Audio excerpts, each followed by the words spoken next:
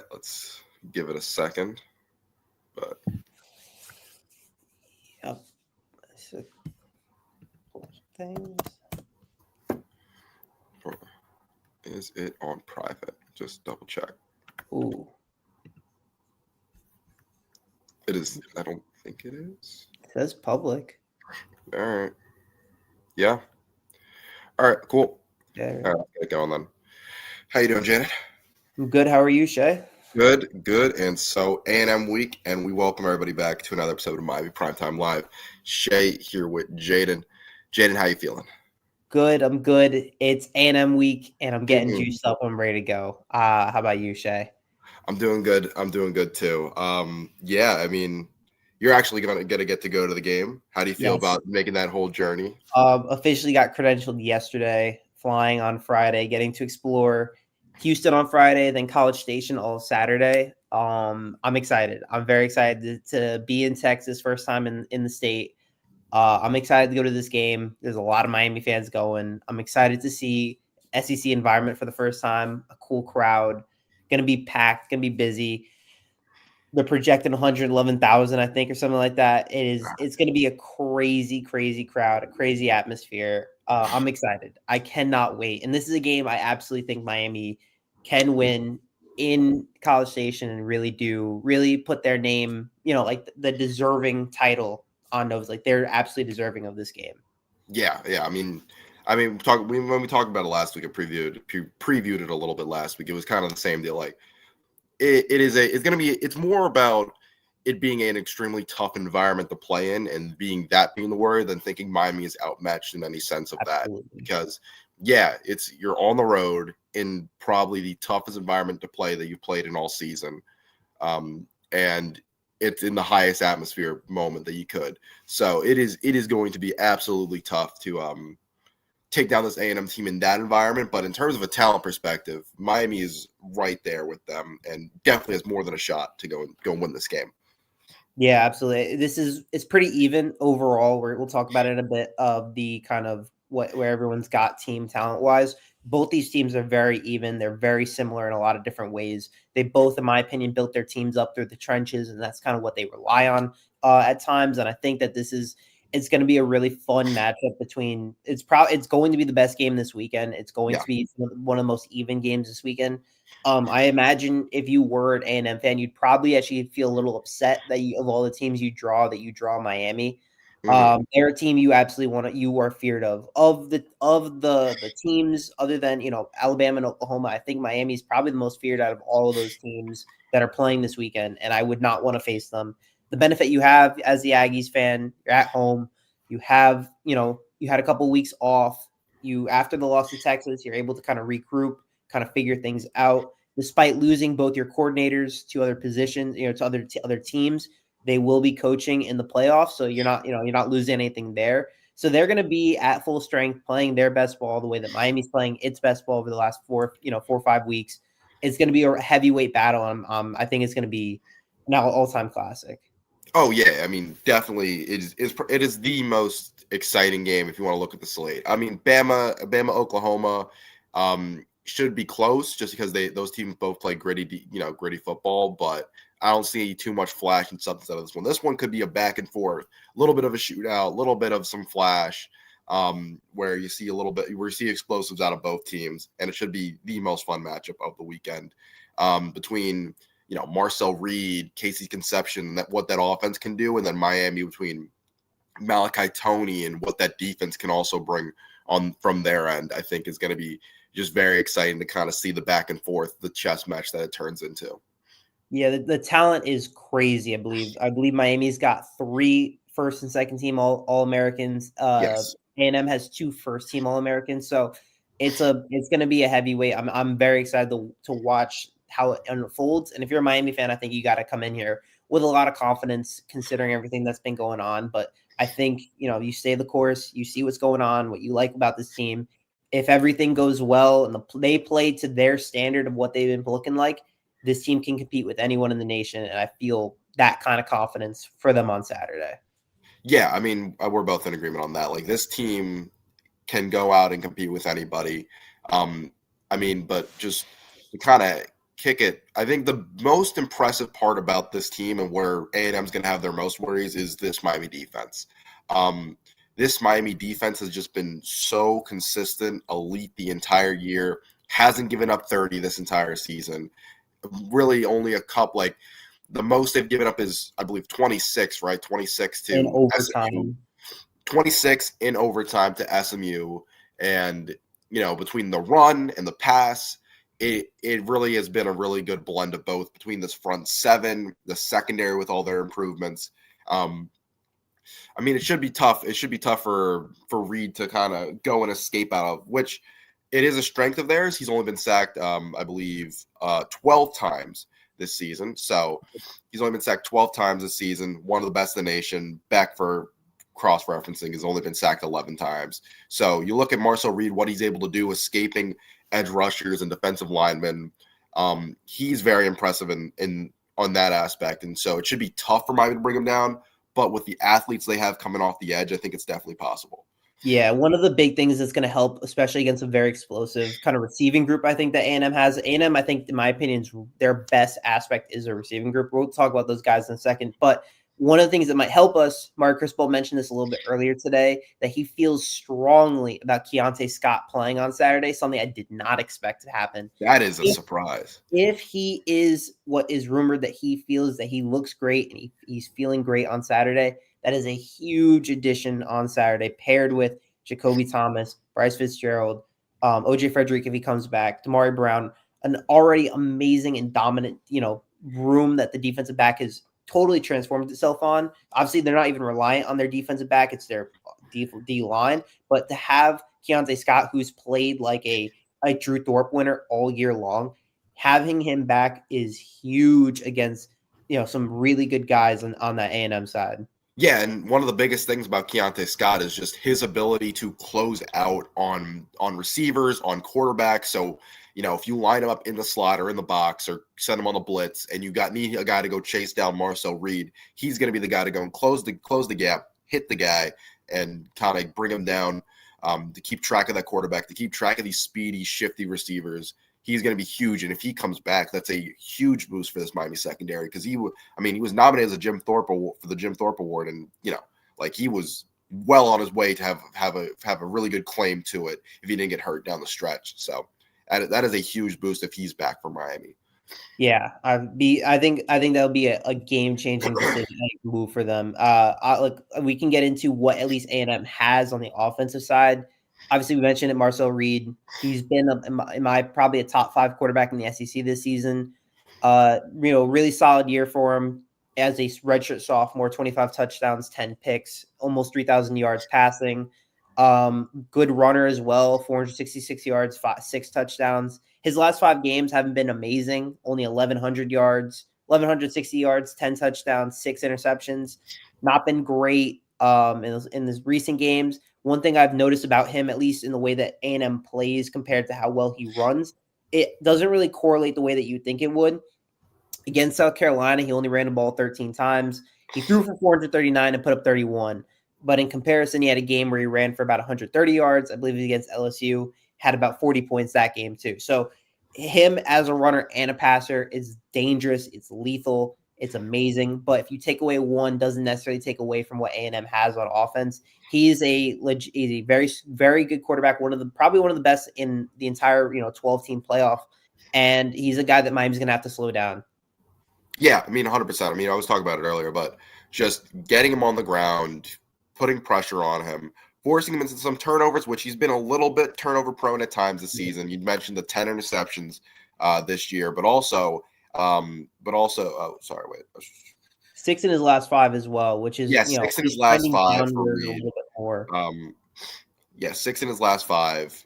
So you can force him into some turnovers here, and especially with the way he was playing down the stretch of the season, and the way the big thing is the way A&M finished the season wasn't as strong as they had started the season. So this is from an offensive standpoint, it's definitely doable to kind of get him down, put pressure on him, force him into some mistakes, and kind of get the ball rolling from this Miami defense. Yeah, absolutely. I think that he is a legitimate threat overall. He's going to be probably their game changer. Whatever, the way that he plays is going to dictate the way their offense plays. Yeah, you're right. For Miami, I think the pressure from Bain and Mesut has to get there. A guy that hasn't been sacked quite, at really much this year. The fact that he's only been sacked 12 times is a credit to their really good offensive line. Bain obviously going to play with a chip on his shoulder. Got to prove, the draft stock and all that. Mesut as well. You get David Blay back. You have a really, Justin Scott's playing well. Ahmad Moten, Armando Blunt, Marquise Lightfoot. All those guys have to play their best ball on Saturday against a very good offensive line. You can limit him, keep him in the pocket, make him only a passer. It will limit him in one of his dual threats, but he's still capable of doing whatever you allow him to do. So just play. You have to play lockdown defense on all fronts. But having that fully healthy defense that has been top 10 in the country this year should be a really nice benefit for Miami.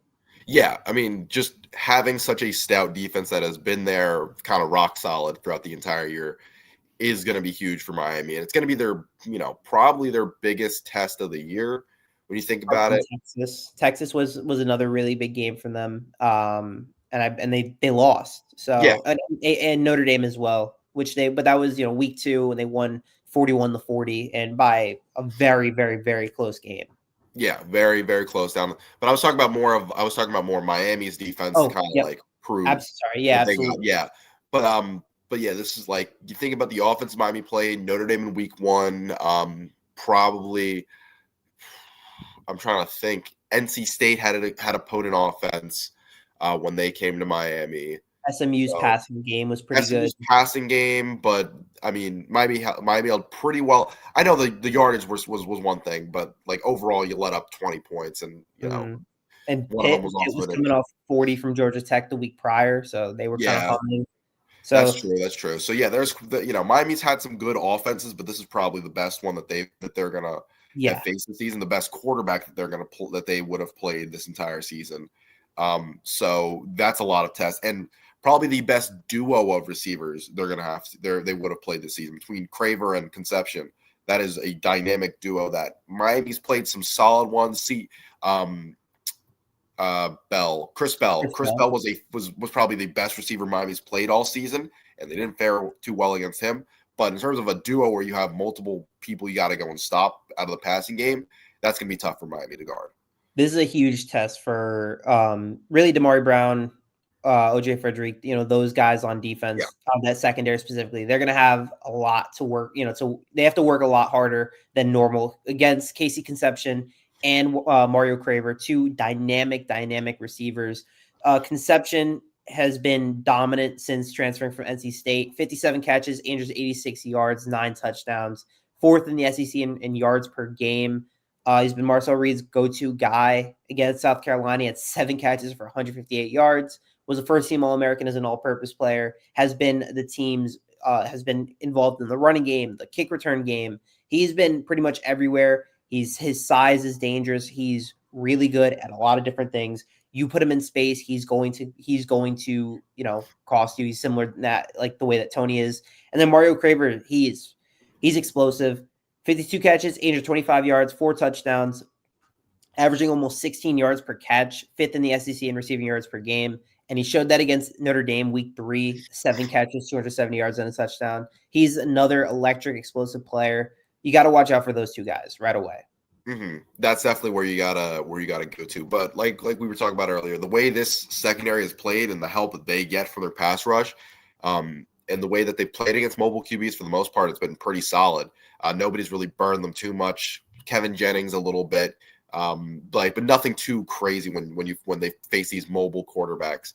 They put pressure on them, they've gotten them down, and they've done a really good job of keeping them in the pocket, not letting them get out, and then containing them in terms of passers so far this season. So between the secondary and defensive line, I think Miami can get a lot of help and kind of keep the game low scoring. But as James kind of pointed out here, it could be a little bit of a slugfest. So what do you see from A&M's defense that could kind of slow Miami's offense up? I would say, I'll say in terms of the Miami defensive side, I imagine they're probably going to have to focus on that secondary having to play a massive role. I think they might just be guarding that pass the entire game and letting them run the football because their run game isn't as strong as their passing game. But for Miami, I think on the A&M side, I think they're going to do what other teams have been trying to do against Miami over the last couple of weeks or the entire season. The Louisville way, the SMU way, pressure or not really pressure, but on defense, kind of making Carson Beck nervous or uncomfortable, make him throw some double or triple team balls. Getting to him. Obviously, Beck has not looked great when he's under pressure, but when Beck is a clean pocket, he's been money. If you limit him in certain ways, like I keep thinking about that Louisville game where he was just throwing some really bad passes overall, but passes he shouldn't have been throwing, just things in general that kind of cause confusion. If you kind of speed him up, force him to make some quicker decisions right away, limiting the short game, which Miami thrives on that short game between Tony and the Keelan Marion slot play, that's really going to limit Carson Beck overall. So I think that's where A&M's probably going to attack right away. Yeah, I think one of the things we've seen from teams is that they're not too aggressive. I mean, they're aggressive in shutting down the run, so they kind of let Beck step back and drop back the pass, and see where things go out of that. Because when he does, he can force some. He kind of the turnovers have kind of come in bunches with Beck this season. I think like two, and then like 4 in the Louisville game, where those were like the key spots where he's turned the ball over a bunch. And so that's really the concern. Like if Beck's just forced to drop back and pass, can he get something going? And what we will need to see is this Miami defense exploit the same thing that Texas exploited early on in that. I mean, quick and often during that finale of the season where A&M just got blitzed from the run and kind of gashed through there. So the way Pringle was playing at the end of the season, the way Fletcher has shown he can play.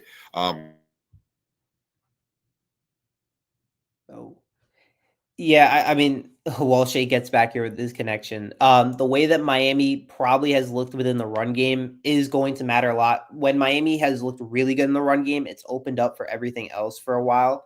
Shea, you're good? Oh, am I good? You're good now. Cool. I didn't realize I like dip, but yeah, like I said, like I was trying to say, this Miami team, the run's been hit or miss throughout the season, so it'll be kind of a big question as whether they can get that going because they've tried to establish the run in several games and it doesn't get going early on, and then Miami's behind the sticks, trying to force passes down the field. So it'll be interesting to see how they go about establishing the run, whether they, we're going to pound it inside, we're going to pound the ball up the gut, and just try and get the methodical long drives going early on, ball control, or if they're going to go with more of the way where it's like we're going to hunt explosive plays. We're going to run to the outside. We're going to throw some trick plays out there, just trying to get the offense clicking early on. So we'll see. It'll be interesting to see how they try and get the offense going, especially since the run game, like I said, has been hit or miss. Yeah, I think the run game is going to be key, at least in the way that Shane Dawson's going to start. I think he's going to start with the run game. I think he's going to try and see if he can establish a run. There were games, the UF game is the first game I think of. They ran the hell out of the ball in the rain, but it worked out really well, and that's kind of what won them that game. Later on in the season, the Pitt game, NC State, later on in that season, even Virginia Tech, running the football well opened up a lot of different plays and different moves. It allowed for Elijah Lofton and Alex Bauman to get into the game a little bit more. It allowed for play action plays. It allowed for Malachi Tony to be Malachi Tony. It allowed for a lot of other things to work. And I think games like that is really what's going to really set them up well. They also can play well without the run game looking that good with the way that you can have Malachi Tony out wide. And they do a lot of screens. They can continue that a lot of screen play. The way that, my biggest maybe question for Shannon Dawson is how maybe creative does he get and how explosive does he get? How willing is he to take some deep shots? How willing is he to go, hey, we're going to go one-on-one with CJ Daniels? Are we going to, how often are we going to do that? Or how often are we just going to do little dump off screens to Tony and let Tony kind of create his own space? Or how many slants are we going to go to Keelan Marion? Yeah, it'll be interesting to kind of see, where they start to attack. Because like I just said earlier, the run game's been hit or miss. It hasn't been the most consistent. So whether they go to that quick game early and often, get the ball in guys' hands, or if they, try and test the secondary deep, it'll be a little bit interesting to see. But like what we're talking about, what will also be kind of a question is Beck and how he handles the pressure of it. The good thing about this A&M defense hasn't turned the ball over, hasn't forced a lot of turnovers only Nah, 3 so interceptions and 6 fumble recoveries. Miami hasn't fumbled yet. their cornerbacks have 0 interceptions this Yeah. year. Only 1 safety as a pick. So that's a legitimate, I guess, benefit you could say for Miami. If you look at their cornerbacks, they're really good at pass deflections, but they do not get interceptions. They do not force turnovers. Their biggest strength is their pass rush. I mean, if you're going to look at one of A&M's biggest weakness, their rushing defense, 38th in the country, allowing 127.1 rushing yards per game, which is 11th among playoff teams this year. I think Ole Miss is the only team lower. So they're Yeah. not a very good run defense. And as you said, the way that they need to get going in that run game, Pringle and Fletcher, that 1-2 punch I think they have to show up, and that can easily set the tone for this game overall. Yeah, 100%. I think the way Miami went into the season wanting to play is how they're probably going to want to play this game to start out, at least. Just test the run, lean on them a little bit, establish your big guys up front, and then get to the passing, get to the play action, get to where Carson Beck thrives best is when he has time, is able to kind of sit back in the pocket and then go make a decision. So just when the looks look clean, when the looks are clean, when he can just sit back and fire in rhythm is where Beck's look best. And the best way to do that is by getting to that play action where he's really thrived. And so Miami can, move guys in the line of scrimmage, push guys around, open up some lanes for Pringle and Fletcher, and just kind of maybe a few early long drives, even if they result in field goals, just to kind of stress this is where we're going and get the defense to commit more to the run and then open up that play action might be the route Miami wants to go in this one. But this is going to be like a strength versus strength thing in terms of the offense and defense of these two teams, just because A&M has a really good defensive line. They do. It's really good. It's led by Cassius Howell, the transfer from Bowling Green. In second year at A&M, he's been a first-team AP All-American, had 11 and a half sacks and 1 forced fumble, 4th in the nation in sacks, 1st in the SEC.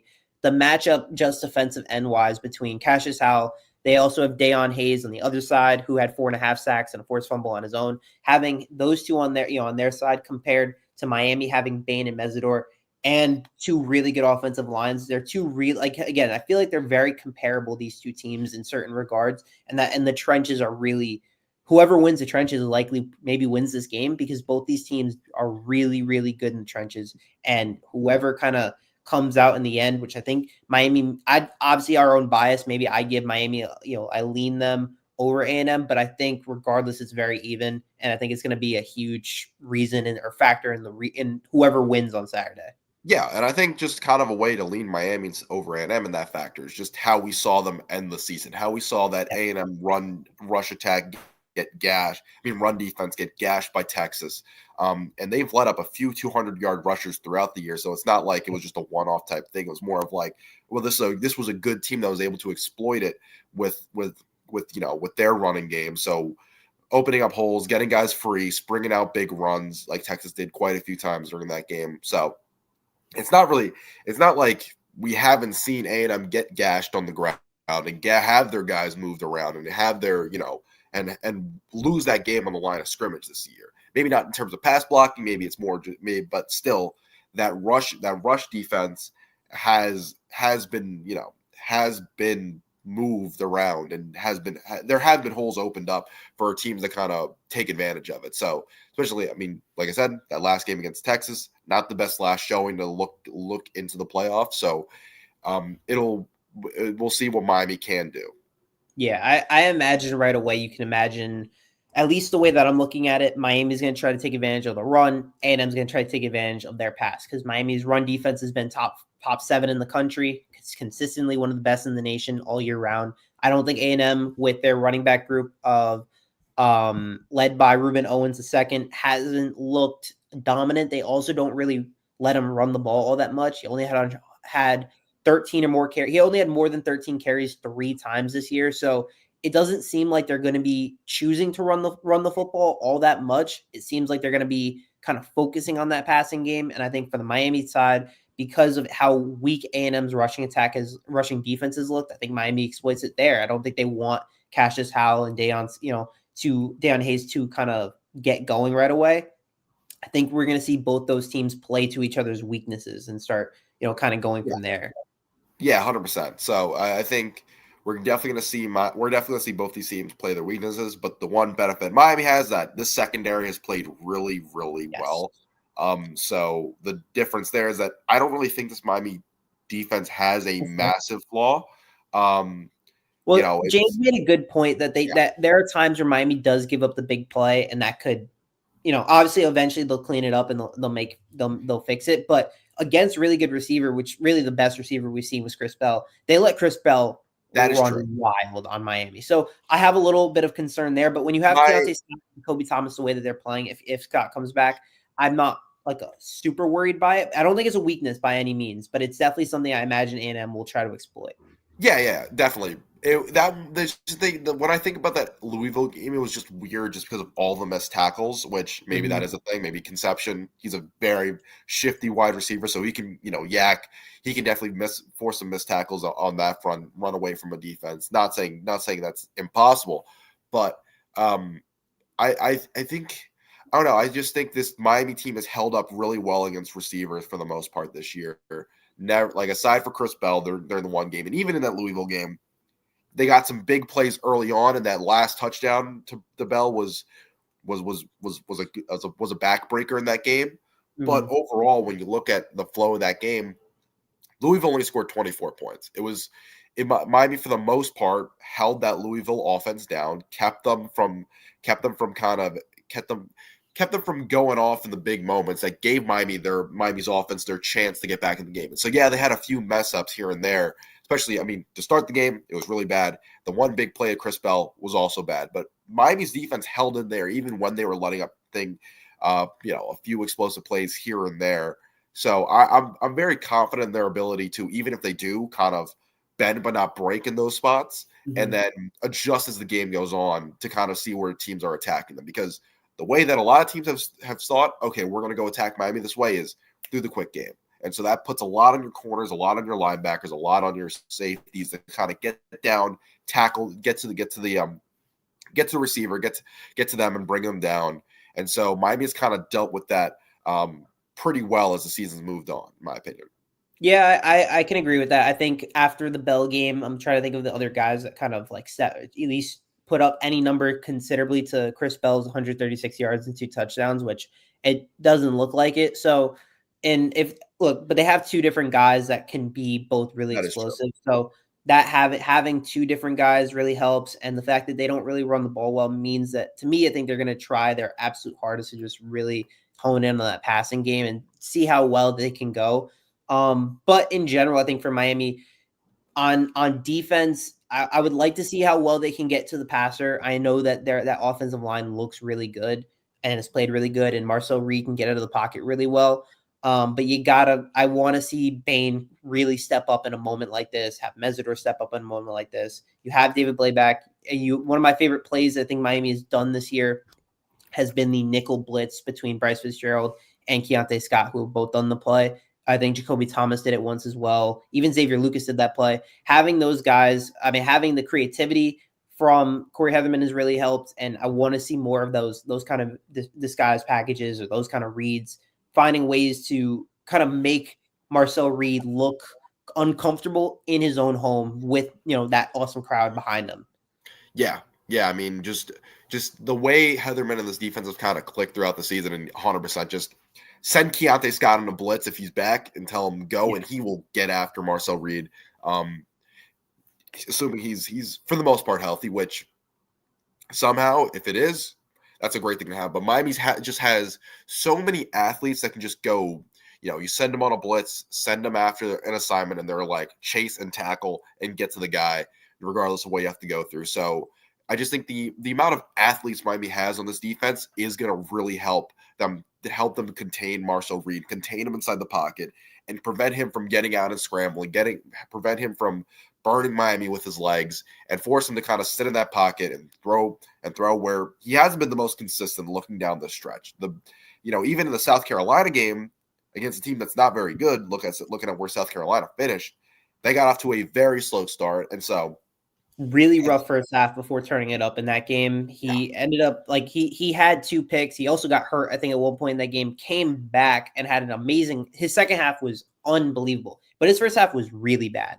and he didn't really play against Stanford, so you can't really count that. And he had an objectively bad game against a very good Texas team. So the last 3 games have not looked perfect for him at all by any means. So again, I think that's one thing we kept mentioning. It feels like they're almost want to say they're limping. They're not at their highest point over the last month or so than other teams are. Like, Notre Dame won 10 straight.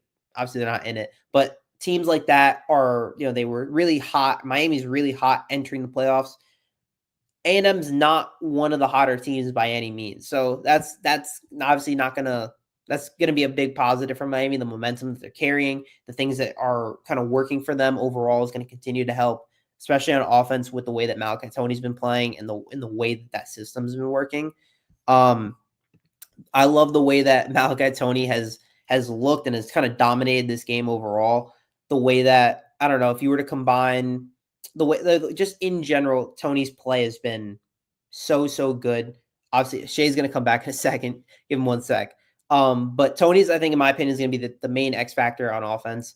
CJ Daniels being back is going to be awesome. I still think Beck is going to do this consistent kind of play. I imagine you're going to have Daniels on one side, and then you have Tony and Keelan Marion as the other 2 receivers. I think you're going to see a lot of screens to Tony. You're going to see a lot of different plays to Tony in general. I think it's going to be Tony. You might see a bunch of that other kind of play. Back.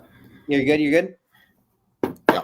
Cool. I don't know. Maybe it goes out again, but I don't know. First time I've ever had problems from this place.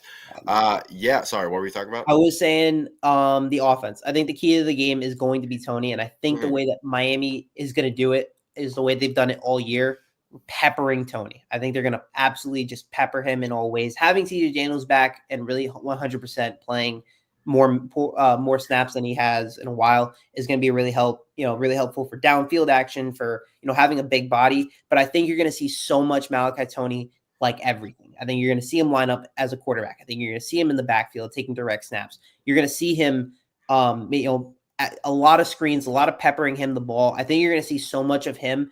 And I wonder, my thing for A&M, I think A&M's goal, I think, is going to be to try to neutralize Tony as best as possible, which would open up everyone else on the field.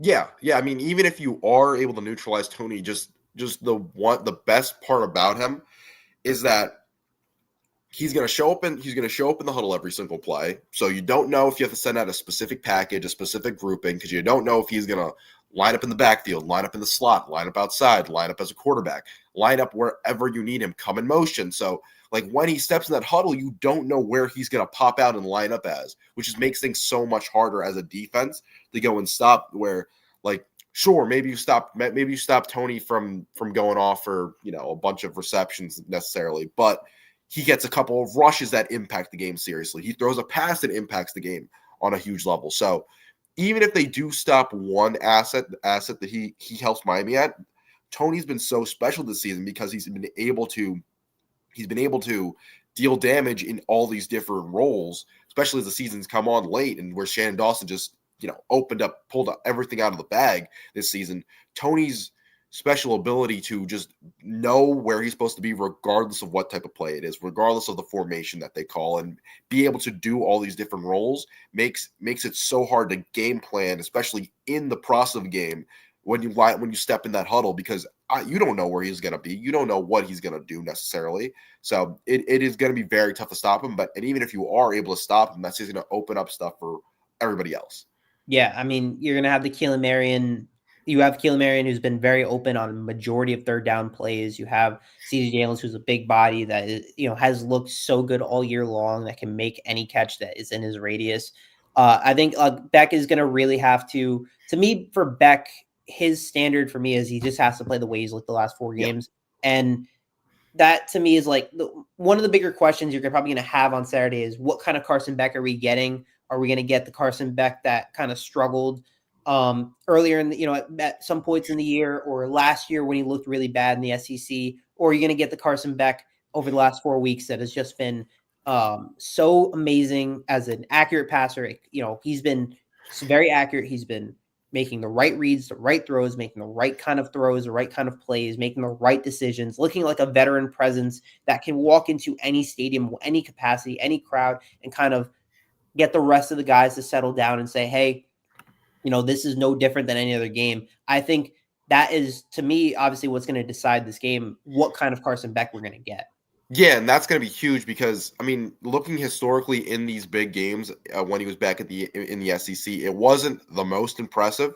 Against just going. I mean, I could probably screen share this if I really want. Let's see. Let's see if your Wi-Fi holds up. That'll be shout out Go Canes. Oh, shout out Falconer. Shout out Falconer for the 199. Thank you for that. Share screen.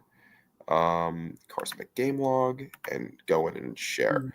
So I have it right now sorted by kind of all of his road games, and we can kind of just zoom in a little bit more and go down this list just in his career. So Ole Miss, not a great showing. This game against Texas, they won, not a great showing. This game against Bama, we all remember this one as the one where Ryan Williams ended and had the game winner in that one.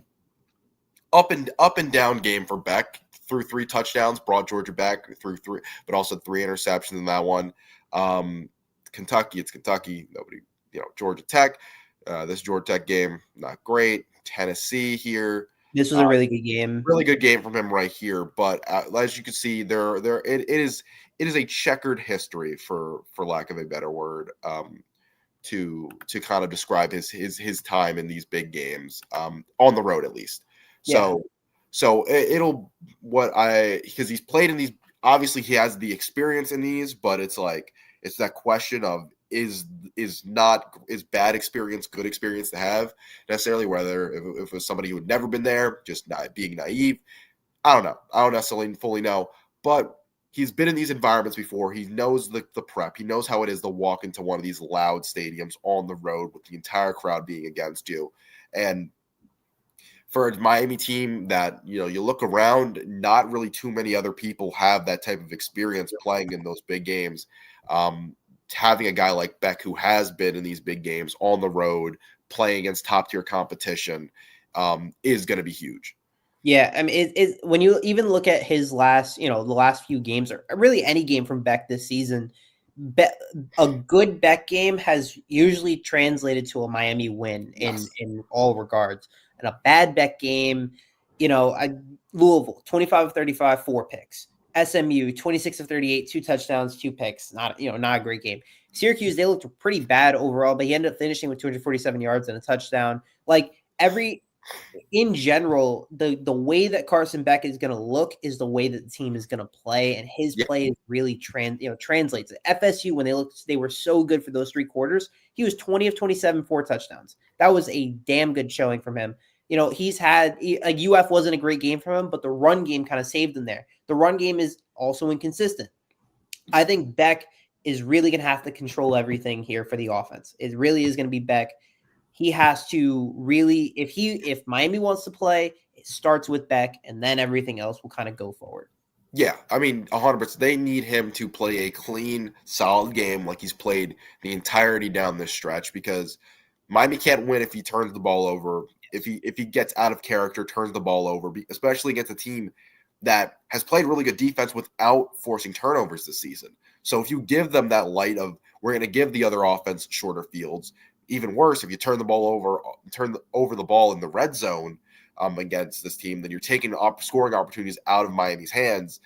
He needs to play a clean game, and that's going to set the table for everything else. So I think there's ways Miami can help him by getting the quick game going, by getting the play action, by getting the run game going, and getting the play action going, where he's, like I said, his best numbers have really come off that play action where he's able to, where the defense gets sucked in from the run and he can go and hit a guy, where he can go hit a guy in stride and space, and get the ball to these playmakers around on the perimeter. So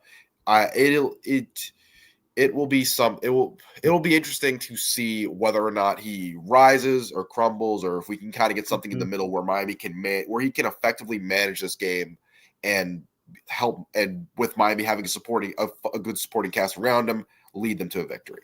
Yeah, I think if there was a game I want him to play as close to as possible, I look at FSU, Virginia Tech, and Pitt. Those 3 games are probably my favorite from him, and all 3 of them were on the road. FSU was the most hostile environment he went to all year long, and he had 241 yards and 4 touchdowns. He looked really good in that game.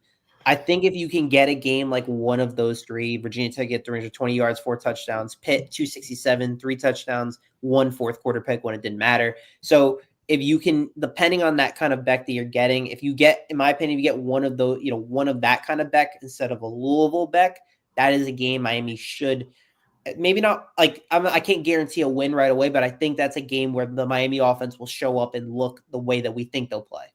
Yeah, 100%. I think if Beck is going, I think this Miami offense is fine enough if he plays the way he did in Notre Dame, where it's safe, it isn't too flashy, but he makes big plays in big moments, and that's all you need out of him. I agree with that. Yeah, I think even just a regular game managing quarterback, which is what we said back in August when we said, "Can you give me a game managing kind of play and let everything else do the work?" But I would say a game managing play would also have to come with really good run work from Pringle. That's fair. Miami's running the game does need to get going, and it does. I don't need superhuman. I don't need 85% completion percentage like it's been. If those other parts are going, if they aren't, and we do need Beck to throw 40 times in a game, let me take a look at his stats when he in those higher throwing games. He's the most amount of throws that he has is 38, which was against SMU. Yeah. But that was Miami was like they couldn't run the ball at all in that game. Mm-hmm. But his best game against when you had no run was FSU, 241 yards, 4 touchdowns. Louisville, they didn't run the ball. They struggled with running the ball. Had a really bad, probably his worst game ever. So didn't run the ball well. Didn't look great. Yeah, so I tried to sort it by all the games. Let me see. Never mind. I don't think I can sort it. I was looking at Football Reference, see if I could sort it by like the amount of average it out off of those games where he's thrown, but it's only giving me the stretch. So never mind. So we'll see how we can handle if they have to throw more. A little bit hit or miss this year, which is kind of what you get with any quarterback. Like if you have to throw 50 times, guess what? There's going to be some interceptions that are going to come your way as a result of that. So we got time to see, but like I said, it's been hit or miss this season. I would prefer his pass attempts to kind of stay somewhere in like the high 20s rather than get into the mid high 30s. Just because if his pass attempts are lower, if he is more if he has less pass attempts, but they're chunk plays, they're plays where he's taking shots downfield. It's not all only screen passes, but they're making explosive plays off these pass attempts, and they have that run game going. That's more of like a type of game I'd want to see from this offense, where it doesn't have to be fully perfect, but your good blend of this run and pass offense is kind of the goal I want to see. Yeah, I think if you get I agree with that, where you get a good amount of run game, but Beck also looks pretty solid, but you also have maybe like you said with Notre Dame, because I think Notre Dame, they had a good balance of both, but they also had, Malcatoni actually didn't get a lot of touches. You have to also add Malcatoni, in my opinion. That's fair. That's a new factor, yeah. Because when he arrays and Malcatoni touches, it usually leads to stronger play by the offense overall. And I think that's just an objective thing that we're going to see. We're going to see just a lot of different Malcatoni packages overall in that game. So, I mean, I don't know. I feel good in the way the Miami offense is. I feel confident in them, but it just really depends on what kind of game we're getting over. They're such a hit or miss team sometimes. Like if you see them right away and you say, "Hey, they're not playing well," I don't think they have a shot. Yeah, which we've been able to tell kind of just out of some of these games right here, where it's like early on in both their losses, you could just kind of tell they don't got it today. Not as much the SMU one, just because first drive you go down and score the way they did. It's like, oh, we're gonna run through this one. Yeah, but even some of their wins, they have like they had a couple. Some of their wins, like you could tell, thank you, Falconer, for 305. We'll get to transfer portal in a little bit. We'll get to the portal out in a second. I want to. So Syracuse and Stanford both were objectively bad games, in my opinion. Yes. Despite putting up 42 and 38, they looked pretty bad. In those awful first half in both of them. Yeah, and they looked flat overall. They got lucky that both those teams are horrendous football teams. Against really good teams, you start off flat, bad. Right away, bad. You have to start off strong. You have to look explosive right away. You cannot be down, 2 scores right away to a really good A&M team.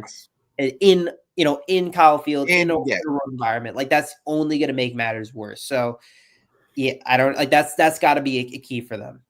Yeah. I even if you do like even if it goes from a game plan where you start out hot and then you go a little more conservative to kind of control clock and everything like that, I just think you just can't get behind early and quick in this game just because that crowd, that energy with a very young team with freshmen and young guys playing in a lot of different positions, um, it'll it'll just be for the worse if you kind of if that ball starts to get rolling in the opposite direction in favor of A&M early on. Miami does need to come out firing. They need to come out strong. And then if you want to play the control the clock, control the clock, control the game type of mentality as the game goes on, that's fine. But I think a hot start is what Miami needs to go. Miami needs to just kind of throw everything out there, get out to as fast and quick of a start as you can, and then kind of let things build. Yeah, absolutely. I think let's get into it. Where do you think? What do you have right now as of today? Score prediction. Um, this is tough. I'm gonna say 28-24 Okay. Miami. I'm gonna go 31-28, and I think what's gonna happen. I don't know. This is an off prediction. A&M's kicker has had a pretty off year, Randy Bond. He's 36 for extra points, but he's 11 of 18 from field goal range with a season long of 48 yards. Ooh. He's 0 for 3 from 50 plus this season. He's overall 8 of 14 in his career from 50 plus, but he's 0 for 3 this season. This could be a game where maybe Miami gets a late field goal from Carter Davis. A&M drives down the field, has to kick a game tying field goal to go to overtime, and he might miss. That's something that came into my head right away. I think this game is going to be back and forth the whole way. Maybe Miami jumps out to a second half lead and they lose it a little bit later. I think Miami's going to eventually. I think Miami is going to win this game, though. Yeah, I mean, I wouldn't come out here and predict Miami to lose. In all fairness, unless they were seriously at a disadvantage.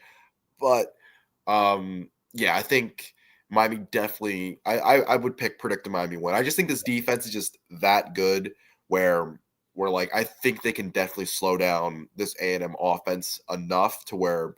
Yeah, maybe even if they do get into the 30s, I think they're going to make key plays in this game to kind of get the stops when they need to. Absolutely, yeah. I think there's going to be some game-changing play that's going to really kind of change the tides of it all. But we'll wrap up the show. Transition to the transfer portal. Big day in the portal. I believe it was at least 6 or 7 quarterbacks entering the portal. Brendan Sorsby from Cincinnati, DJ Lagway, who we talked a lot about this year, Dylan Raiola, Aiden Childs, Kenny Minchie, and I believe one more, TJ Finley. Give me Kenny Minchie. Oh, Sam Levitt.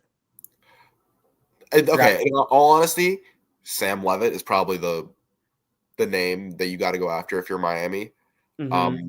His dual threat ability and kind of just between him being a great passer and great runner, I think that's probably the guy you go for. Health has to be a little bit of concern with him, but with the way this Miami offensive line keeps their guys upright, I don't think it'll be too much of a concern. But I think just if you do go the route of a transfer quarterback again, I would prefer it be more of a game changer athlete type than the game manager type that we got this year.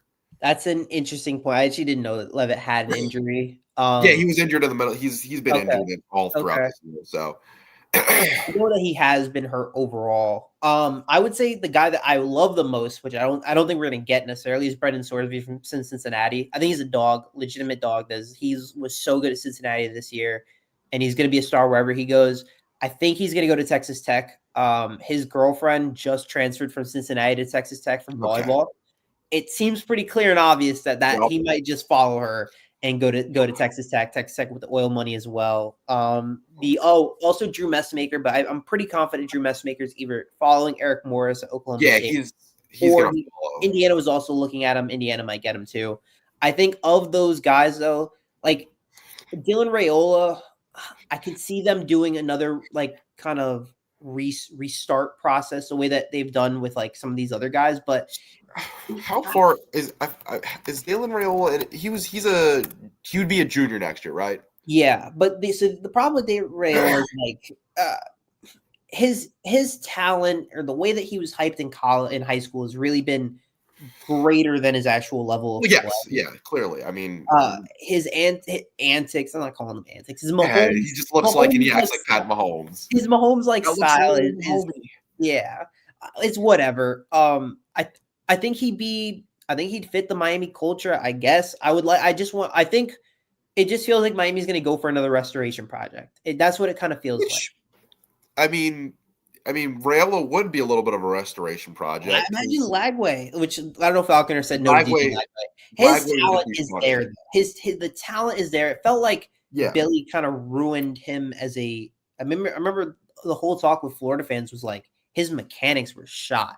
So whatever he's got to do, he's got to rebuild, kind of rework his way back to being the quarterback that we kind of saw freshman year, what he was in high school. That one's going to be a little bit tougher to, in my opinion, to even try to rebuild. I think if I had a choice, I'd pick Sorsby, but I think we'll end up with Rayola personally.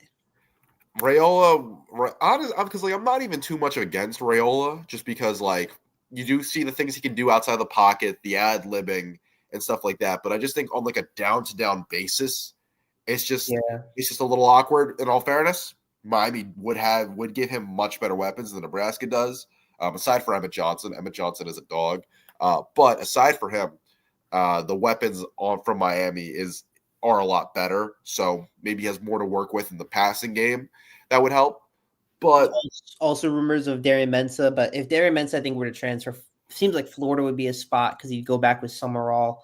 I believe I just saw Stone Saunders from Kentucky.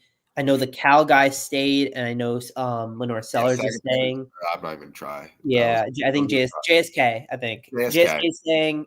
Lenore Sellers is saying. I think it's pretty clear to me that Miami's looking in the portal. I think they're going to go portal. Yeah. That's going to be their quarterback next year. But it's kind of scary when you got to say, all right, this guy's got to hit again, because if he doesn't, you're turning to Darion Coleman. You know, I can't say Judd Anderson or Emory Williams personally. I can't see it. I don't think they would. I think they just go with the younger guy if they had to. I don't see them going Luke Nickel. I don't see them going. I think Darion Coleman probably true, but I think Darion Coleman needs a year. So yeah, you're definitely you're screwed. Essentially, you're screwed if you don't hit on the quarterback. In my opinion, you need to hit on this quarterback. It sucks that you have to continue to hit on these quarterbacks, but that's kind of the way the sport is going. I mean, look at the Heisman candidates again. Last 9, I think, have been transfers. The last 9 Heisman finalist quarterbacks have been transfers, I believe. I think that's the number. So I think Nickel's good. I don't know if Nickel is great to lead this team. I think Nickel's fine. I think Coleman's probably better than him, but Coleman, in my opinion, needs a year. I can't guarantee you right away that if you were to kind of put Luke Nickel in, that he'd look overall like the quarterback that you need right away. I think I don't know. I can't say I like Luke Nickel a lot. I don't. Not totally crazy though. I mean, it's also one of those things like we just haven't seen them play, so we don't know, and so we'll see. We'll see how they look during camp, spring, I'll definitely be monitoring. I'll be going to a lot more spring camps. I want to see how well they really look. I'm intrigued the way that they do quarterback this year. I'm very interested. I think portal though. I'm almost 100% confident the next quarterback is going to be in the portal. The thing is, also what I will say is, if you don't get it in the early window, I would just say screw it and go with one of the young guys. They went late window last year and the year before too. I know, but it's one of those things where just like the uncertainty and just waiting for the guy, waiting for the guy for so long, like just is gonna create some. I think, like it's one of those. I don't know. It's like, yeah, there's probably a better guy if you wait longer, but I just wouldn't want to wait and hope that guy is still there when I'm waiting for it. So yeah, I agree. I don't know. Like, I mean, looking at it right now, this is a really nice set of guys that are right there available. It's more or less like, all right, now you gotta pony up the money, get the guy that's the best for the scheme fit. And obviously doing this while we're in the midst of everything right now, midst of a playoff run sucks. but you gotta find a way to to work with it and kind of go for your guy. But when you're competing against some really look, we're a big school. We have the money now. Obviously, we have the money. We're competing against LSU. We're competing against Indiana. We're competing against some very top level schools right now. We're going to be in direct competition with some very quarterback needy programs. Yeah, and I think the thing is like if you want to continue to compete consistently, you do have to go and grab other people's developments, just because it's tough to just tell it's tough to tell a redshirt freshman or like a true freshman you're going to be the starter this year. So like maybe, but unless you have one of those 5-star, no doubt, like they're coming in one of the like top tier prospect that you just have sit for a year. It's hard to just go in it's hard to just assume your 3 or 4-star is going to just be able to step in and do it. Yeah. So I that's why I get it, but I would love if one of these young guys were able to step up and come in and make plays. It'd be awesome because it would set something up for the future, being like, hey, we finally Yeah. have a quarterback for more than 1 year. We don't have to like look at Ole Miss, how they kind of lucked their way into Trinidad Chambers. Yeah, exactly. Stepped up. He's got at least another year or two left over there. Like they able to have him for more than enough time. Gunnar Stockton at Georgia, having guys like that, you can just be like, hey, I have this guy that we recruited, and we have him, come, he wanted to come here right away when he was younger, and now he's able to work his way through it. I could see it. I trust Shannon overall, whatever he thinks would be best for the system, and I'm intrigued to see what it looks like with the next group of receivers as well. Because the receiver class of our rookie class, it looks really damn good paired with Malachi Tony. Samorian Wingo's awesome. The white guy, I can't think of his name right now. He's awesome. I can't think of his name. He's incredible. Like they have a really good receiver core. They look like that's coming in. Plus, they're probably going to get another guy from the portal. So the talent will be around them. No matter who the quarterback Milan is. Paris. Yeah, Milan Paris. That's another one I forgot about. Vance Spofford. There we go. There you go. So that's 3 receivers right away, all true freshmen next year, paired with another year of Joshua Moore, Dalen Upshaw, Malachi Tony. Like, there you go. Thank you. Vance Spafford. Dog. They have. Do you think JoJo stays? Or No. is JoJo a casualty of the portal? Ray just left. Yeah. Right. And then I believe Donta Simpson, I believe, was the other one that transferred. Wish both of them well. I really hope they have some success wherever they go. Ray ultimately kind of kept falling lower and lower in the depth chart. It sucks because when we went into this year, it's like this guy's finally going to get a chance to catch on, but just the way of some of these guys have caught on this year between Mally, even Tony Johnson in spurts. Like it just kind of was tough for him to crack the rotation. So I get it. It's unfortunate. Maybe. Oh, sorry, Dalen Russell. I was thinking of Donta Simpson. No, you're right, Dalen Russell. He was another guy that was kind of a depth chart casualty. I think I do think we'll see how much play JoJo gets. If JoJo doesn't get enough play, I think he's just going to transfer for reasons. I think he will get a decent amount because what we've seen late this year is that all these receivers are playing right now. It's more of what Shannon was talking about going into the year, where we've seen a little bit of everybody step in, make some plays, have their time, especially these young guys.